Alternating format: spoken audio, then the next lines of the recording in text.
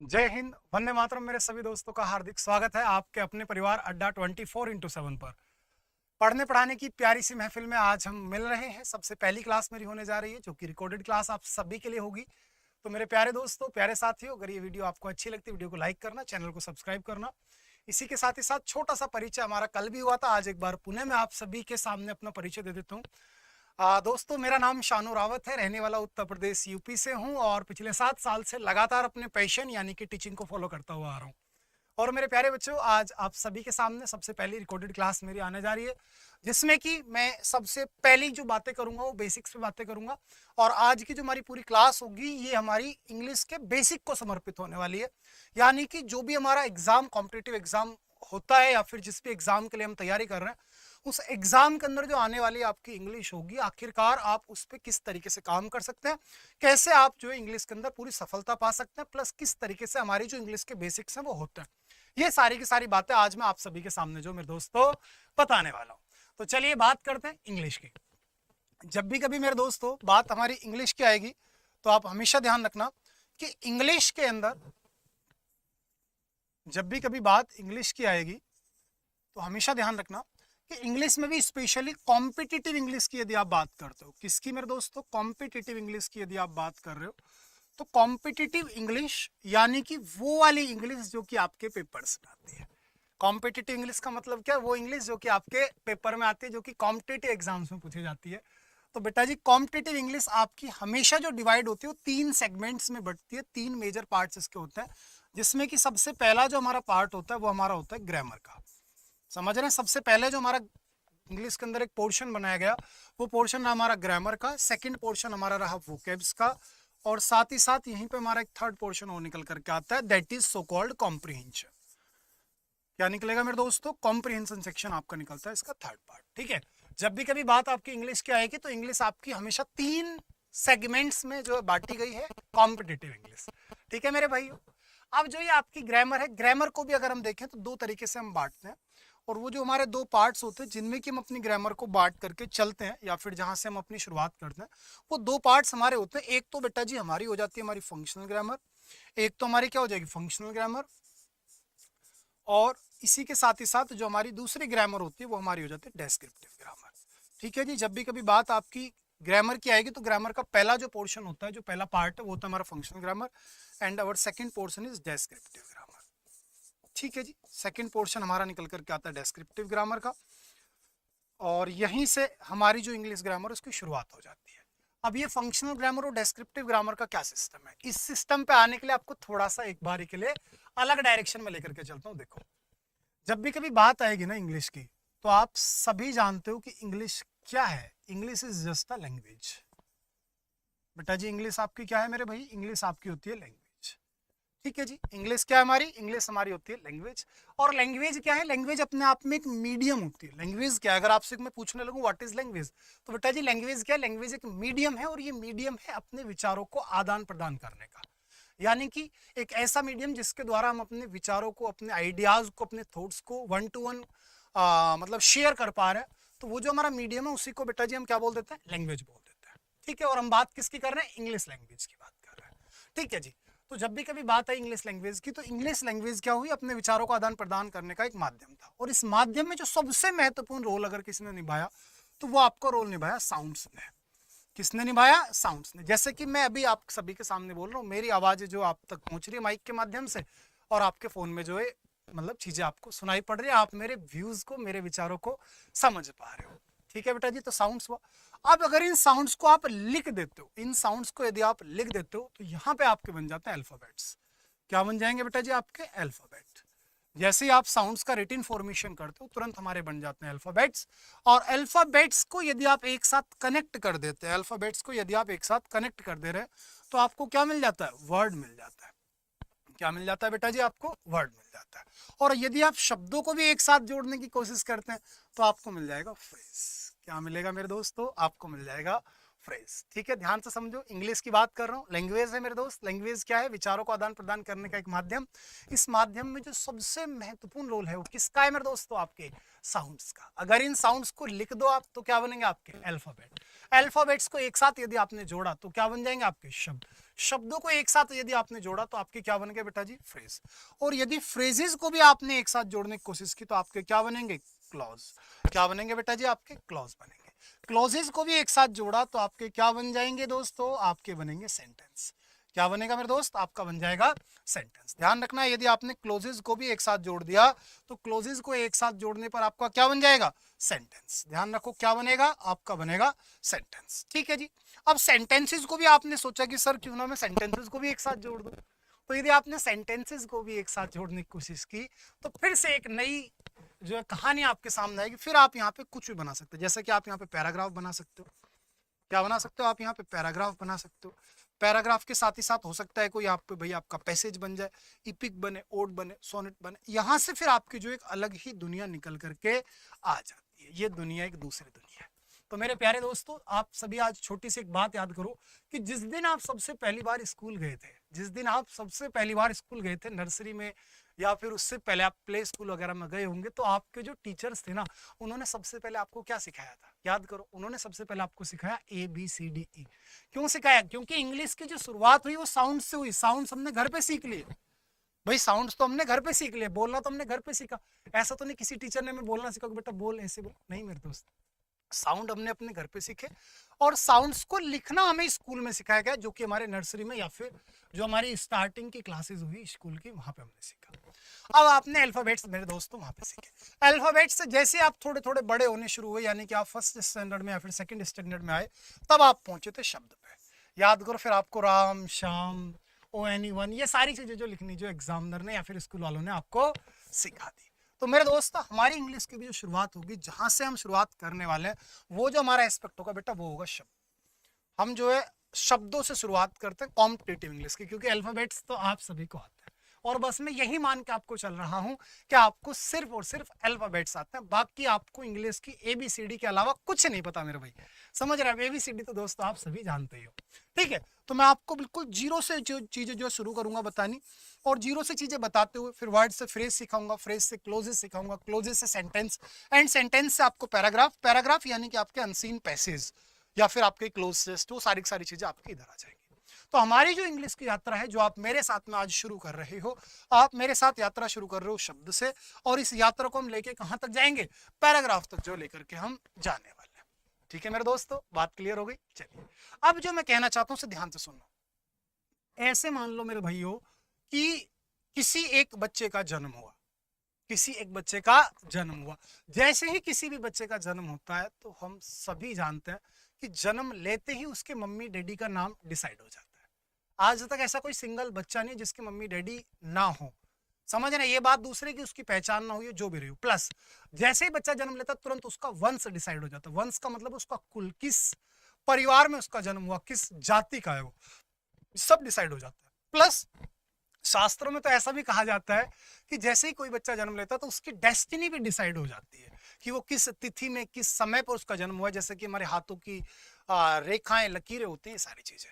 Same कहानी मेरे प्यारे बच्चों शब्द के साथ है कि जैसे ही एक शब्द का जन्म हुआ, यानी कि आपने अल्फाबेट्स को मिलाकर के एक शब्द बनाया, समझ लो इस शब्द का हो गया जन्म। ये एक छोटा सा बच्चा है, और इस बच्चे का जैसे ही जन्म हुआ तो मेरे दोस्तों इसकी अपनी कुंडली डिसाइड होगी, और उसी कुंडली को अपन बोलते हैं इसकी पार्ट्स ऑफ स्पीच। समझ रहे हो मेरे दोस्तों, उसी कुंडली को आप इसकी क्या बोल दोगे, पार्ट्स ऑफ स्पीच। और ये जो पूरी पूरी पार्ट्स ऑफ स्पीच आपकी हैं, ये जो आपकी पूरी पूरी पार्ट्स ऑफ स्पीच हैं, ये बेटा जी हमें पढ़ने को मिलती है फंक्शनल ग्रामर के अंदर। कहाँ मिलती है बेटा जी सीखने को हमें, फंक्शनल ग्रामर के अंदर। तो याद रखना, फंक्शनल ग्रामर के अंदर आप क्या सीखोगे मेरे साथ में, आप सारी की सारी पार्ट्स ऑफ स्पीच को तैयार करते चलेंगे। पार्ट्स ऑफ स्पीच को तैयार करते चलेंगे तो आपका जो यहाँ पे फोकस होगा ना बेटा जी, आपका जो यहाँ पे इस पूरी पूरी ग्रामर के अंदर फोकस होगा, आपका फोकस होगा सिर्फ और सिर्फ एक शब्द पे। किस पे बेटा, एक शब्द पे। पूरे सेंटेंसों पे नहीं जाओगे आप डायरेक्ट। आप सोचोगे कि पूरे पूरे सेंटेंस मिलेंगे हम उसको उड़ा देंगे, नहीं मेरे भाई। आप केवल और केवल एक शब्द को पकड़ के बैठ जाओगे कि आखिरकार ये जो मेरा शब्द मेरे हाथ में आया, या फिर जो शब्द मैं देख रहा हूँ, आखिरकार इस शब्द का क्या लॉजिक है, कैसे ये शब्द काम करता है तो आखिरकार क्या है, इसकी पार्ट्स ऑफ स्पीच क्या है, किस तरीके से इसकी जो प्रॉपर्टीज काम करती हैं। तो जो बेटा फंक्शनल ग्रामर होगी उसमें हमारा पार्ट्स ऑफ स्पीच पे हमारा फोकस जाने वाला है। चलिए भाई, बहुत अच्छी बात है। थोड़ा सा और आपको आगे लेकर के चलता हूँ। अब जैसे मैंने बात करी, आपका फोकस हो गया बेटा एक शब्द पे। अब ये एक शब्द पे जो फोकस है ये कैसे काम करेगा, तो ये काम कुछ यूं करेगा कि ये जो आपका एक शब्द है इसके अपना एक वंश है, इसकी अपनी एक कुंडली है जिसको आपने बोला पार्ट्स ऑफ स्पीच, और ये जो पार्ट्स ऑफ स्पीच है कौन कौन से होंगे, जैसे कि ये हो सकता है बेटा नाउन वंश में पैदा हुआ हो, यानी इसके जो परिवार है कौन सा परिवार हो, नाउन हो सकता है नाउन ना होकर के बेटा ये प्रोनाउन हो, क्या हो बेटा, प्रोनाउन। अब मैं पार्ट्स ऑफ स्पीच से थोड़ा बाहर निकल रहा हूँ, हो सकता है बेटा कि ये नाउन और प्रोनाउन के साथ ही साथ ये आपका कोई आर्टिकल हो, क्या हो बेटा जी, ये आपका कोई आर्टिकल हो, ये पार्ट्स ऑफ स्पीच नहीं आर्टिकल, लेकिन मैं अलग से बता रहा हूँ। आर्टिकल के साथ साथ हो सकता है बेटा जी ये कोई वर्ब हो, वर्ब हो तो बेटा ये कोई एडजेक्टिव हो, क्या हो मेरे दोस्त, एडजेक्टिव हो। एडजेक्टिव के साथ ही साथ अगर मैं बात आपसे और भी करूं, बात अगर बेटा जी मैं आपसे और भी कर लूं तो एडजेक्टिव हो गया, एडजेक्टिव के साथ ही साथ बेटा जी हो सकता है कि ये आपका जो है कंजंक्शन हो, ये आपकी कंजंक्शन हो, कंजंक्शन के साथ ही साथ अगर हम और बात करें तो ये आपका एडवर्ब हो सकता है, एंड दैट इज ये आपका प्रपोजिशन हो सकता है। तो ये जो मैंने आपके सामने सारे के सारे चैप्टर्स बेटा लिखे हैं, ये सभी के सभी चैप्टर्स आपके किसमें आएंगे, फंक्शनल ग्रामर के अंदर आएंगे। इसके अंदर हम या तो इसे वर्ब अलग से पढ़ लो आप, या फिर वर्ब के साथ ही साथ एक पैरेलल चैप्टर हम सीख लेते हैं, दैट इज सिंटैक्स। ठीक है जी, ये जो मैंने आप सभी के सामने चैप्टर्स को मेंशन किया है, ये सारे के सारे चैप्टर्स किसकी बातें करते हैं, केवल और केवल एक शब्द की बातें करते हैं। इन सभी चैप्टर्स में ना तो आपको कोई सेंटेंस बनाना होता है, ना ही कोई आपको पैराग्राफ पढ़ना होता है, कुछ नहीं करना होता, आपको केवल और केवल अपना एक शब्द पे फोकस करना होता है, और उस एक शब्द को इतने तरीके से सीखना होता है कि उस एक शब्द में आपको लाइफ टाइम कभी भी कोई दिक्कतें ना आए। चलिए बेटा जी, पहली बात क्लियर हुई, चलो बहुत बढ़िया। अभी और आगे बढ़ता हूं। मैंने बताया बच्चे का जन्म हुआ, बच्चे का जन्म हुआ, आपने उसका वंश डिसाइड करा। अब जैसे ही बच्चा दूसरे बच्चों से मिलेगा जुलेगा, समझ रहे हैं, जैसे ही मिलेगा जुलेगा इसका जो परिवार बनना शुरू होगा, इसकी जो यारी दोस्ती शुरू होंगी, 3 लड़के साथ में खड़े होंगे, 4 लड़के साथ में खड़े होंगे, समझ लो मेरे दोस्तों क्या बन गया, फ्रेज बन गया। क्या बन गया बेटा, आपका फ्रेज बन गया। ठीक है, अगर इसी शब्दों के समूह में एक लड़की आ गई और मान लेते हैं कि वो लड़की क्या है बेटा, वो वर्ब है, वो लड़की क्या है बेटा, वो वर्ब है। लड़कों का मतलब बच्चों का समूह था, और उस बच्चों के समूह में एक लड़की आ गई, लड़की कौन है बेटा, वो एक नॉर्मली वर्ब है, तो समझ लो कि वो आपका क्लोज बन गया। ठीक है, क्लोज क्या होता है, शब्दों का एक ऐसा समूह बेटा जिसके पास सब्जेक्ट भी है वर्ब भी, लेकिन कंप्लीट सेंस उसका नहीं है, समझ लो वो आपका क्लोज है। समझ रहे हैं कि एक शब्दों का नॉर्मल समूह जिसमें कि ना सब्जेक्ट है ना वर्ब है, नॉर्मल 2 शब्द एक साथ आ गए तो वो तो फ्रेज है। अगर बेटा उन 2 में से कोई भी एक शब्द आपका जो है वर्ब आपको देखने को मिल गया, तो समझ लो कि वो आपका क्या बन गया, क्लोज बन गया। क्या बन गया मेरे भाई, क्लोज बन गया। और अगर इसी क्लोज के अंदर यानी कि शब्दों का एक ऐसा समूह जिसके पास सब्जेक्ट भी है वर्ब भी है प्लस कंप्लीट सेंस भी है, कंप्लीट सेंस का मतलब है कि ये अपनी बात को पूरा कह पा रहा है, यानी कि ऐसे मान लो बेटा कि अब ये बच्चा बड़ा हो गया और इसकी शादी हो गई, और शादी हो गई एक वर्ब नाम की लड़की से, समझ रहे। अब इसका और वर्ब का एक साथ होने का एक अर्थ निकलता है कि ठीक है भाई ये दोनों हस्बैंड वाइफ है, ये साथ में रह सकते हैं। तो ये जो बेटा दोनों एक साथ आए और इनका जो एक पूरा परिवार बना, इसी परिवार को मेरे दोस्त हम बोलेंगे सेंटेंस। क्या बोलेंगे मेरे प्यारे बच्चों, सेंटेंस। सेंटेंस कब बना, जब ये बच्चा बड़ा हो गया, समझ रहे। सेंटेंस कब बना, जब ये बच्चा बड़ा हो गया, यानी कि शुरुआत तो मेरी शब्द से ही हुई थी, लेकिन ये आगे बड़ा होता होता होता होता कहां पहुंच गया बेटा, सेंटेंस की स्थिति में पहुंच गया, यानी कि अब ये शादीशुदा आदमी बन गया और इसके पास अपना पूरा परिवार है। बात समझ रहे हैं, इंग्लिश कहां से चलती है। देखो कभी भी अगर आप किसी एग्जाम की तैयारी कर रहे हैं तो सबसे पहली जो आपकी प्रायोरिटी होनी चाहिए वो ये होनी चाहिए कि भाई जिस सब्जेक्ट को पढ़ने जा रहा हूं उसको ये तो सीखो कि आखिरकार ये चैप्टर बना क्यों और ये क्या काम करने वाला है। जब आपको इतनी बात समझ में आ जाएगी फिर आप उस चैप्टर्स के रूल्स रेगुलेशंस को कंडीशंस को समझ पाओगे। अब आपको यही नहीं पता कि ये बच्चा है, बड़ा है, वयस्क है, बुजुर्ग है, आखिरकार है कौन। ठीक है, अब बेटा जैसे ये सेंटेंस बना इसके पास पूरा परिवार आ गया, परिवार आ गया यानी कि आप फिर से समझदार हो कि सर परिवार तो हमने सुना था, परिवार तो बड़ा होता है। तो बेटा देखो जो भी कोई दुनिया के सेंटेंस होगा या दुनिया के जितने भी सेंटेंस होंगे बेटा वो 3 चीजों से मिलकर बनता है। एक तो आपके सब्जेक्ट से, एक बेटा आपके वर्ब से, और तीसरी चीज मेरे दोस्तों आपके ऑब्जेक्ट से। ठीक है, इससे बनते हैं सब्जेक्ट वर्ब और ऑब्जेक्ट से। ध्यान रखना शब्दों का एक ऐसा समूह बेटा जिसके पास अपना सब्जेक्ट भी वर्ब प्लस कंप्लीट सेंस हो, यानी कि जो अपनी बात को पूरा कहना जानता हो, उसे बोलते हैं मेरे दोस्तों सेंटेंस। क्या बोलते हैं मेरे दोस्तों, सेंटेंस बोलते हैं। ठीक है भाई, हमें बात क्लियर हुई कि सर हमें बात क्या क्लियर हुई कि sentence a group of word which has its complete sense is so called a sentence. अब बेटा ध्यान रखो, देखो ये सब्जेक्ट है, ये वर्ब है। फिर से हम मजा लेता हूं तुम्हारे साथ। बेटा मैंने आपको पहली बताया था कि ये लड़का है और ये बड़ा हो गया। ठीक है, पहली बात तो बेटा एक ऐसे ध्यान रखना कि दुनिया के जितने भी सेंटेंस होंगे उनकी 2 कंडीशन है। कि सब्जेक्ट या ऑब्जेक्ट जो आपके बनेंगे बेटा वो या तो नाउन बनेंगे या फिर प्रोनाउन। ठीक है भाई, सब्जेक्ट या ऑब्जेक्ट कौन बनेगा, नाउन या फिर प्रोनाउन। कौन कौन, दुनिया के जितने भी सेंटेंस बनेंगे उनका जो सब्जेक्ट होगा या फिर ऑब्जेक्ट होगा वो या तो बेटा नाउन होगा या फिर मेरे प्यारे बच्चों आपका क्या होगा, प्रोनाउन होगा। ठीक है, अब ये नाउन प्रोनाउन किस खेत की चिड़िया है ये मैं आपको भी बताऊंगा।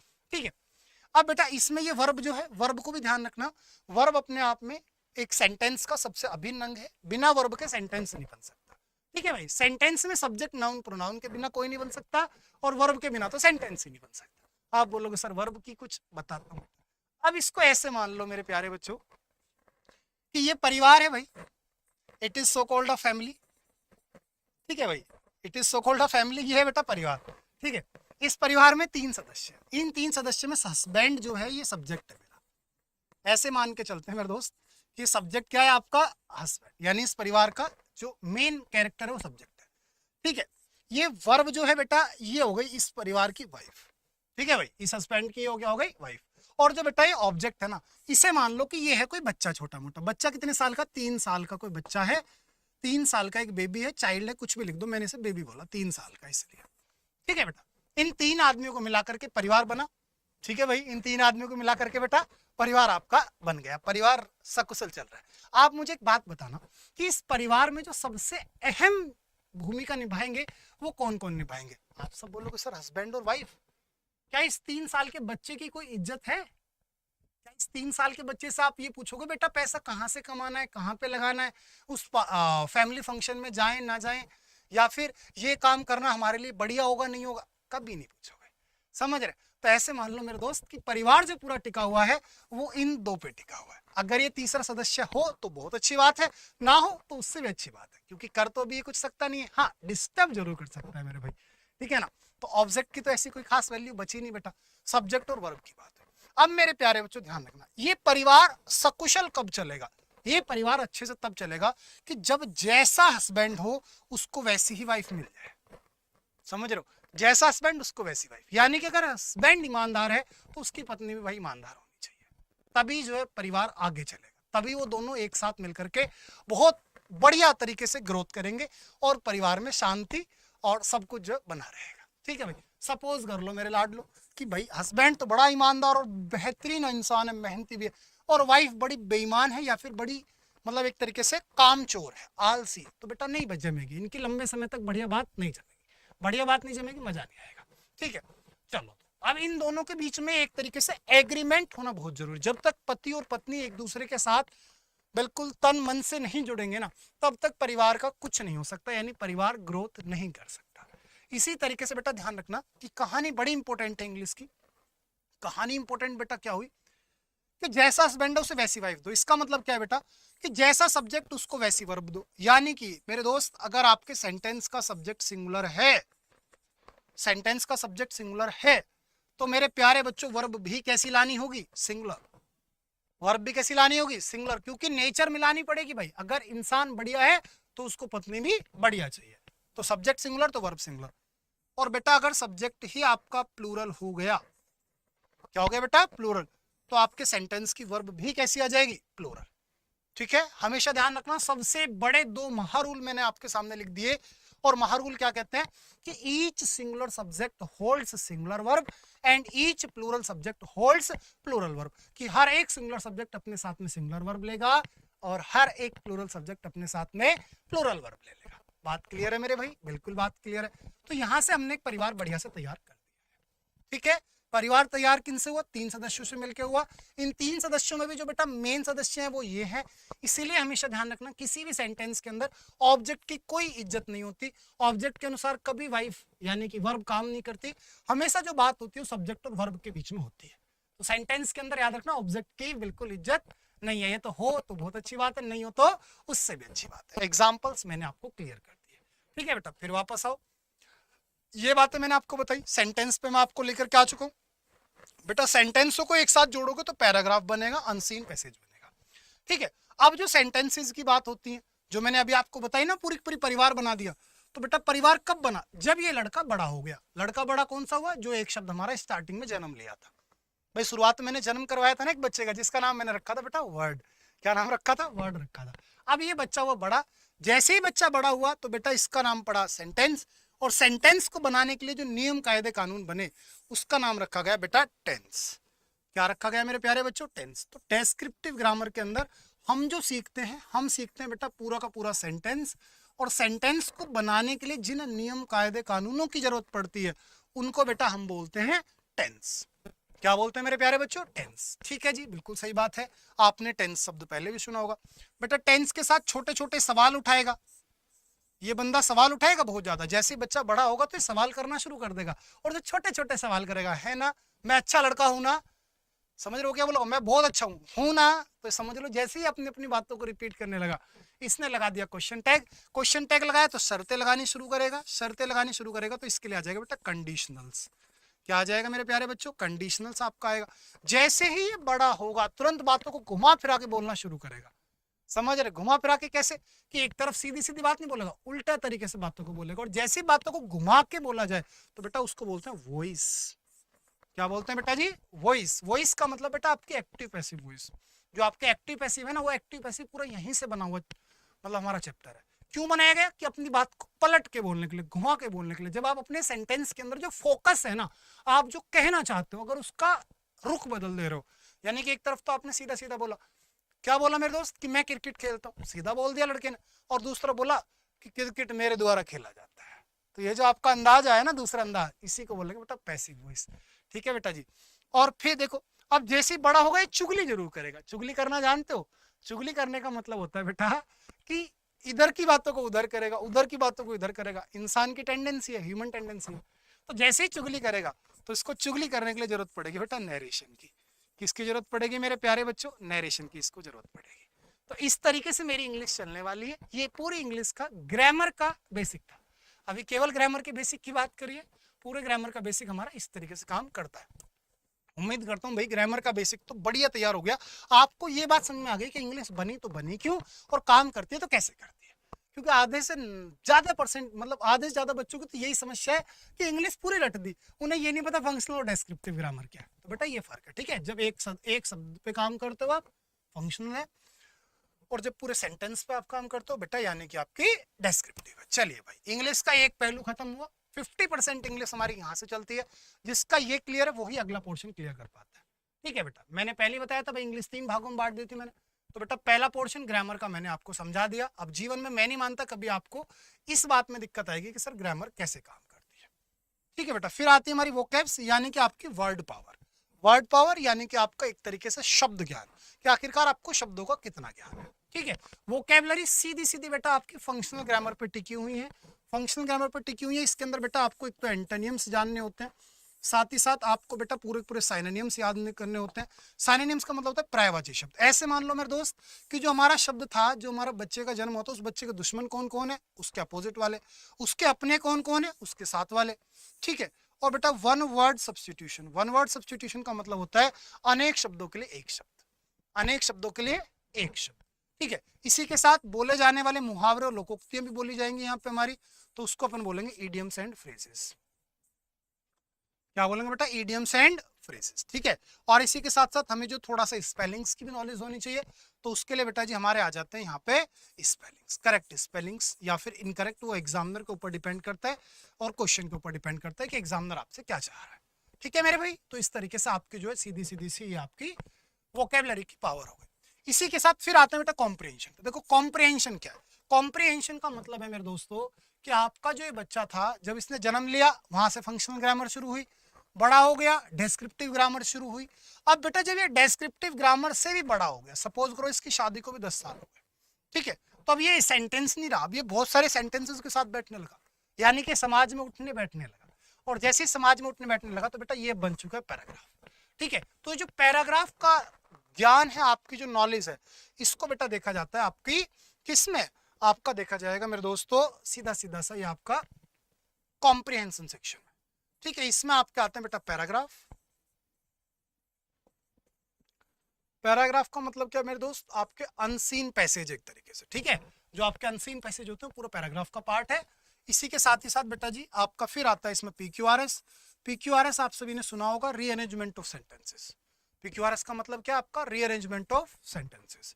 इसी के साथ साथ बेटा जी आपको पैराग्राफ देखने को मिलता है, पीक्यूआरएस देखने को मिलता है। इसी के साथ बेटा एक हमारा पोर्शन इसमें हो रहा है सेंटेंस क्लोज टेस्ट। क्या आ जाता है बेटा जी आपका क्लोज टेस्ट आ जाता है। इंग्लिश बेटा जो भी कुछ आपकी कॉम्पिटिटिव इंग्लिश वो ये है, इसके अलावा कॉम्पिटिटिव इंग्लिश में कुछ और है नहीं।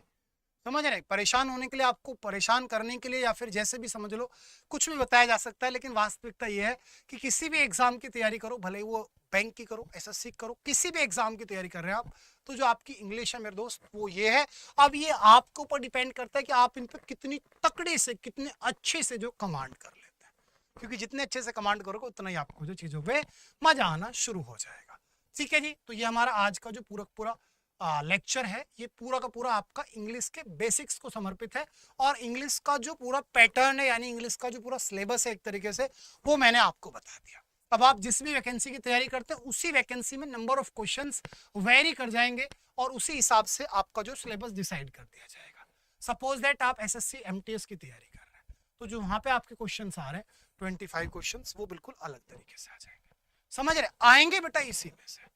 ठीक है, आप सपोज करिए एयरफोर्स की तैयारी करते हैं, तो उसमें बेटा आपके 20 क्वेश्चंस आएंगे इसी में से, लेकिन अलग अलग पैटर्न पाएंगे, यानी कि 2 एरर आ गए, बाकी चीजें। आप एनडीए की तैयारी करते हैं तो बेटा 50 क्वेश्चंस आएंगे आपके इसी में से। आप मेंस की तैयारी करते हैं, मान के चलिए आप सीपीयू मेंस में निकल गए, आएंगे बेटा 200 क्वेश्चन आएंगे बेटा इसी में से। समझ रहे, तो जो भी कुछ है मेरे दोस्त इंग्लिश का, वो सब कुछ आपका ये है। आप इसको बढ़िया से क्लियर रखो, और मैं मानता हूं हर एक विद्यार्थी को जो भी तैयारी कर रहा है उसको एटलीस्ट ये वीडियो जरूर देखनी चाहिए। समझ रहे मेरे दोस्त, क्योंकि जब तक ये नहीं देखोगे फिर आप पढ़ते रहोगे, आपको समझ में नहीं आएगा चैप्टर कौन सा चल रहा है, कहाँ कौन लिंक हो रहा है, तो कुछ मतलब नहीं निकलेगा उन चीजों का। तो बेटर बेटा ये रहेगा कि आप ये जो मेरी वीडियो है इसको एक बार सारे बच्चों तक पहुंचाओ। कल फिर मिलूंगा मैं आप सभी से, जिसमें कि मेरे दोस्तों मैं जो आपको पढ़ाने वाला हूँ, कल की जो मेरी क्लास होगी उसमें मैं आपको बिल्कुल जीरो से पहला टॉपिक जो क्लियर करना शुरू करूंगा, दैट इज नाउन। और फिर हर टॉपिक के साथ में उसके जो क्वेश्चंस हैं, जो भी मैंने टॉपिक पढ़ा है, सपोज दैट नाउन के अंदर भी मैंने एक टॉपिक आपको क्लियर किया, तो उस टॉपिक से आने वाले क्वेश्चंस भी मैं जो आपको क्लास में समझा के जाऊंगा। ठीक है मेरे भाई, जो भी मैंने टॉपिक पढ़ा है नाउन के अंदर भी जो टॉपिक मैंने पढ़ाया, उससे जो जितने भी मैक्सिमम नंबर ऑफ क्वेश्चंस बन सकते हैं वो सारे के सारे मैं आपको कराऊंगा। क्योंकि लेकर के आज भी मैं आप सभी के लिए आया था, उसमें प्रीवियस ईयर क्वेश्चंस जो कि आपके एग्जाम्स के अंदर आए हैं वो भी मैं आपको सारे के सारे बताऊंगा। कि भाई जैसे देखो सीजीएल टायर 2 यानी मेंस का क्वेश्चन आपके सामने में लेकर के आया था। अभी क्या टाइम कम है, ये स्टूडियो हमारी आज बिजी है।